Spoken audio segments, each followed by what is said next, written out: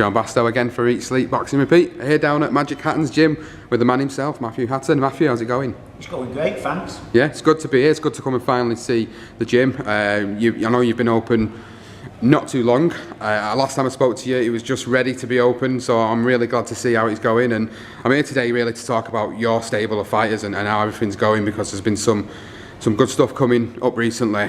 First of all, I want to talk about an exciting cruiserweight in Damien. He's currently moved to 3-0. He had a good performance in his last fight a couple of weeks back. With Damien, we've been talking about it off the camera, and I feel he's looking like a guy that's going to make waves in the cruiserweight division, and there's a good chance for him to sort of move up the ranks quite quickly. But I want to get your take on it and how quick you want to see Damien move through them ranks. Well, Damien's a guy, he only had 8 amateur fights. Been coming to my gym for a while now, but when he first come, he was very, very stiff, Damien. Very strong and powerful, but very stiff. Then obviously he made the decision he wanted to turn professional. So I started working with him every day, and the way he's come on is fantastic, really. I mean, he's so much looser now. Everyone comments on what a nice relaxed style he's got. So the way that, how quickly Damien is coming on makes me very excited about, because there's so much more still to come from him. And obviously I've got a lot of friends in the boxing game, a lot of my friends are into the boxing, and people are getting really excited about Damien. Let's be real, he's beaten nobody of note so far, but it's the way he's beating them, it's the way he's boxing and the discipline he's showing, the punch power he's shown in his last fight. So everywhere I go, people wanting to speak to me about Damien, which is a good sign. I'm really looking forward to seeing how his career progresses, and again I've talked about that with you in detail off the camera. Moving obviously down the order of sort of the fighters you've got, I've just been interviewing Andy Kremner, and he's got an exciting opportunity in the Ultimate Boxers tournament on the 28th of April. I asked Andy about that decision, and obviously it's a decision you make as a team. When you got that call for Andy to be in the Ultimate Boxer, what was your initial thoughts? I thought, as soon as I got the initial call, I mean, I train Andy, but Steve Woods manages him. So they approached me originally. I think they thought I managed Andy. So I put them on to Steve now. So, but obviously I mentioned it to Andy. I spoke to Steve. Carl Greaves phoned Steve. But me and Andy spoke about it straight away. And when I looked at the people in the tournament and what was up for grabs, like say life-changing money, for any of the guys in that tournament, if they can win that tournament and win 25 grand, it is life-changing money. It's a big deposit on a nice house for them, and a great start for them. So you've always got to look at the risk and reward. So looking at the guys who was in the tournament, and for the actual money what's up for grabs, it was a no-brainer for me. It was an absolute no-brainer. My advice to Andy was to go for it. Steve Wood was of the same opinion. We all talked about it, and we decided to put Andy in the tournament. There's some good fighters in that tournament, but Andy's an exceptional fighter, and I don't think there's anybody in that tournament Andy should fear. I think if they're looking at it, I think they'll be fearful of Andy, if I'm being perfectly honest. I'm trying to be as unbiased as I possibly can, but I think Andy can win that, I really do.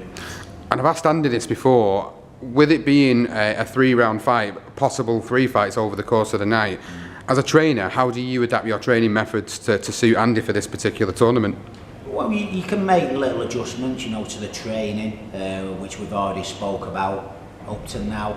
I think you hit on it before. A lot of it depends on how they're drawn out of the hat, who fight. Obviously it's an advantage to fight first. You discussed it before. If you're in the second semi-final, you could be fighting 15 minutes later. But Andy's exceptionally fit. I've been in this boxing game a lot of years, and his levels of fitness are tremendous, really. That was the one thing regarding the tournament, because Andy would be fantastic in a 12-round fight. So I don't worry too much. There won't be, like I say, there'll be little tweaks towards Andy's training, but there'll be no massive changes. I'm a firm believer in whether it's 3 rounds, 3 fights on the night, the better fighter will win. The best fighter will win that. Obviously tactics and the way you approach things, will play a big difference as well. But you know, the better fighter will win. You need a little bit of luck in these tournaments regarding cuts and injuries, of course. Yeah, absolutely. But I think in most cases, I'm firm believer in the better fighter will win. And looking at the guys that are in the tournament, I see Andy right at the top of it, I really do. And you've got obviously a few other fighters that are in the gym, or obviously they've had fights coming up, or they were due to fight. Talk a little bit more about the other guys that you've got here in the gym. Alex Rutter, we just touched on him. I'm gutted for Alex because he's had a long time out of the ring. He's been training with me now. He's been dedicated, he's been disciplined, he's been in the gym. I had him a fight scheduled, and he's just signed Alex has just signed a manager's contract with me. I had him a fight set up for next week. Yep. Preston Guildhall, and he's injured his hand, which happens in boxing. So another obstacle for Alex to come, but Alex will be back. He's another excellent fighter, 10-0 Central Area champion. So he's a proven fighter, so again, another hiccup. But if he wants it bad enough, he'll be back. Nathan Wheatley, another unbeaten. You know, I've got a good stable now. All unbeaten fighters on the way up, not far away from titles. Nathan back in the gym, 7-0, fighting next week, first fight under me, which I'm excited about. I've got another lad who's just turned professional, Jack Booth, who boxes for Paramount, the amateur club that are based here now, and hopeful that will be a trend to come in the coming years. You know, good amateurs coming through and training professional. You know, they've got great coaches here in the amateurs. The gym's absolutely buzzing, and any guys that want to come through, like Jack, through the amateur ranks and turn professional, the opportunity's there for them. So I'm really excited about the next few years. You know, boxing's always been my passion and still is to this day. Will you be putting on amateur shows to accompany obviously the amateur fighters you've got coming out of the gym as well? Yeah, there's a show, Paramount's got a show in April. It's the night after Andy's fight actually, so that's a great weekend of boxing. But you know, they've got great facilities to train in now, so the amateur gym's buzzing. The professional side of it, like I say, I've mentioned them fighters there, all unbeaten fighters, and all got bright futures, so it's exciting. It's a pretty buzzing gym at the moment then, isn't it, for you? It must be really good. Obviously you had a long and well documented career, and now you've moved into this side of boxing, and you've got a great stable of unbeaten fighters, and it's really exciting to see, you know, what you've done since, you know, leaving the game in that respect as a professional. There's obviously a subject which has been brought up in the media, and I'm gonna ask you about it because we've talked about it off the camera. And one of your previous opponents, Canelo Alvarez, we know what's been going on. Obviously, he's been tested for the normal drug testing that they do, and he's been tested positive for clenbuterol, I can't pronounce it, which is a fat stripping drug. And the fight's still going ahead. I wanted to get your take on it because obviously you've shared the ring with the guy when he was in the lower weights, of course. But the transformation of his body, it kind of makes you question now everything that he's done since he sort of moved up the weights. So it's good to hear from you really first. And what's your take on that matter?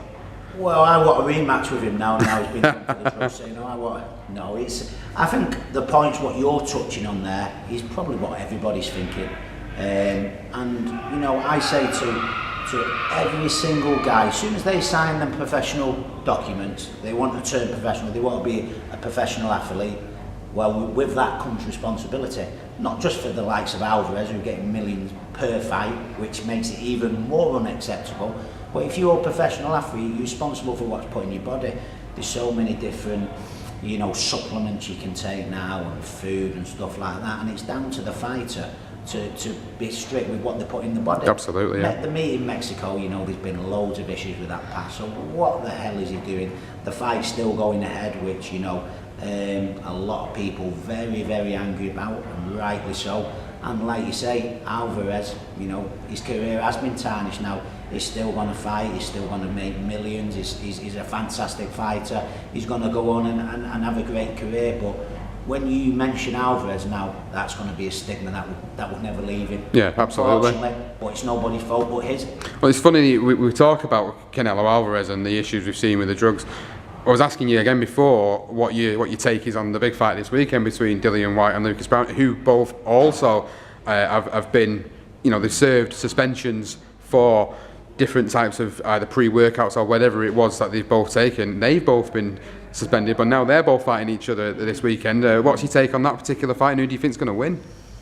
Well, again, like you say, both guys have had their issues. You know, they've served the time, so to speak, and it's just it's disappointing as a boxing fan, as a boxer myself, as now as a trainer, that, you know, with these performance enhancing drugs being used, and it's sad and it's disappointing. But back to the boxing, it's a great matchup, isn't it? Yeah. It's a fun fight. I think it'll be an entertaining fight. For me, I think Dillian Whyte has the edge in this fight. Well, Lucas Browne never fails to surprise me. You know, seeing him early on in his career, he looked powerful, he looked raw, but you'd never thought he'd have gone on to win a world title. You know, he went over there, he beat Shaggy, and he never fails to surprise me. Dillian Whyte, another very skilled fighter, and I think in a fight where Dillian's fully fit and motivated, which undoubtedly he will be in this fight, I think that gives him the edge on Saturday. I think he's the more talented fighter, and I think that will just give him the edge. But I think it'll be a good fight. Brilliant. Matt, it's been a pleasure speaking to you as always. Thank you very much for speaking to us, and I'll come back soon. No problem. Cheers, Matt. Thank you.